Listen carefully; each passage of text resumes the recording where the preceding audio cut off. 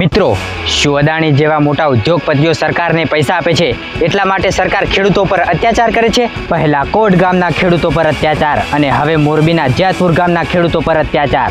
આજે ખેડૂતો એક સવાલ પૂછે છે, આખરે વિકાસ કોના માટે? શું વિકાસનો અર્થ એ છે કે ખેડૂતને પૂછ્યા વગર નિર્ણય લઈ લેવો? ખેડૂતોનો ગુસ્સો કોઈ વ્યક્તિ સામે નથી, પરંતુ એ વ્યવસ્થા સામે છે, જ્યાં તેને લાગે છે કે તેની વાત સાંભળવામાં આવતી નથી. ખેડૂત વિકાસનો વિરોધી નથી, ખેડૂત વીજળીનો વિરોધી નથી, ખેડૂત રસ્તાનો વિરોધી નથી, પણ ખેડૂત કહેવા માંગે છે કે જો વિકાસ થવો જોઈએ તો ન્યાય સાથે થવો જોઈએ. આ સવાલ કોટ ગામ કે મોરબીના જેતપુર ગામનો નથી, પરંતુ આખા ગુજરાતના ખેડૂતોનો સવાલ છે.